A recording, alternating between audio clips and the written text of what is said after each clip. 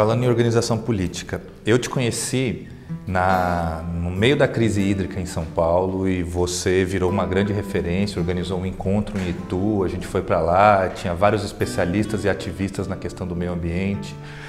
O que representa para você essa luta que você fez, que é a luta em defesa da água como direito, e o que representa isso do ponto de vista do que você também pensa na política? Tá. Até 2014, toda a minha militância era voltada para as questões identitárias e econômicas. A gente fazia o recorte de classe, raça, gênero. Mas quando acaba a água da cidade, foi uma fatalidade.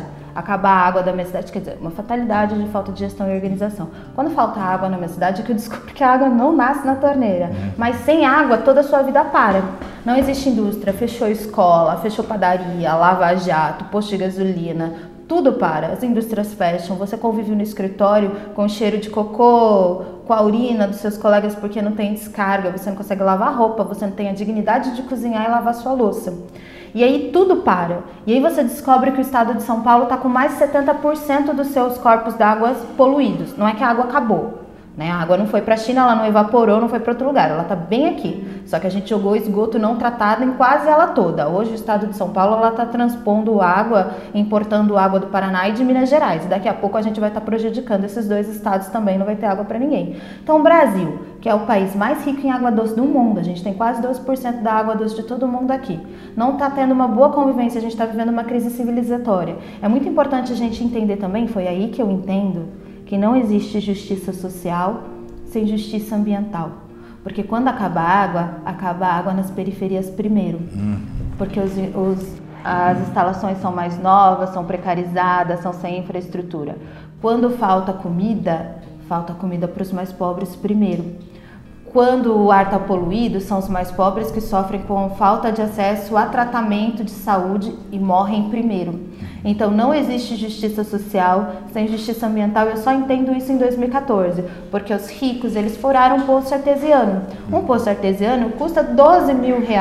Não é uma obra que todo mundo consegue fazer emergencialmente. Os ricos tomavam banho, os ricos ainda tinham piscina. Tem até um documentário sobre a crise hídrica de Itu, em que os condomínios continuavam com as piscinas cheias, mas a galera pobre estava transportando água em garrafa PET dentro de mala para conseguir tomar banho e manter a dignidade.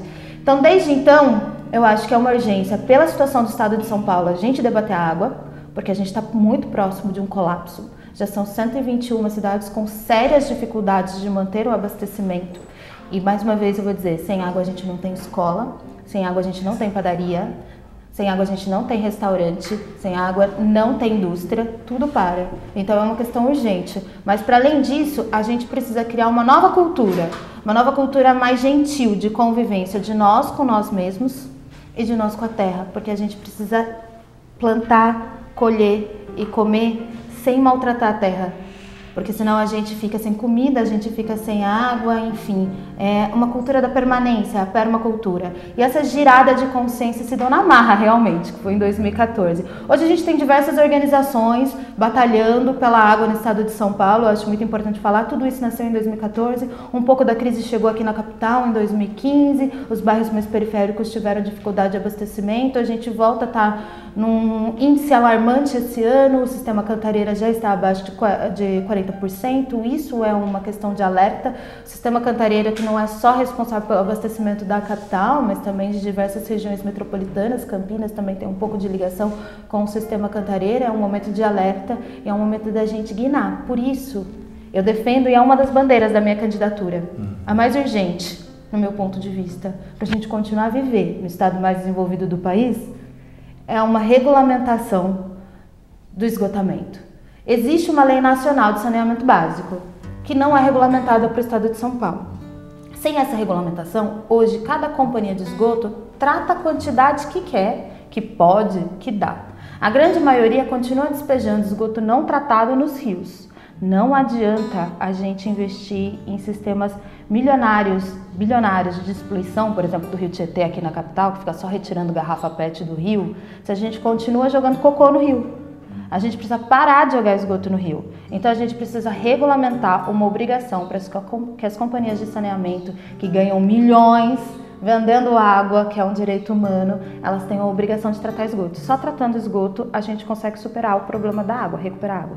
Outra questão importante para o estado de São Paulo, que também eu entendi com a questão da água, é a questão de avançar no debate sobre desenvolvimento urbano e habitação popular.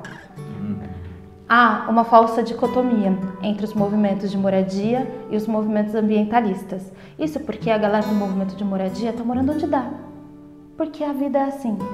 Em lugares que não são bons para morar, sem planejamento, às vezes perto de nascente, às vezes em morro, às vezes sem estrutura de esgoto e jogando esgoto não tratado em redes clandestinas. Mas isso é culpa do Estado, isso é culpa do governo. A gente só vai conseguir superar ligações clandestinas de esgoto a partir do momento que a gente avançar em planos de moradia popular. Apenas 39% dos municípios do estado de São Paulo, tem um plano de moradia popular. Isso é importante para nossos dois mandatos, nossos dois possíveis mandatos, porque é lei. Toda cidade precisa ter um plano de moradia popular, a gente precisa regulamentar, a gente precisa fiscalizar, porque regulamentada ela já é, para que as cidades avancem num plano de moradia popular, para que a gente possa vencer o problema de infraestrutura. Porque só com infraestrutura a gente vence as ligações clandestinas de esgoto.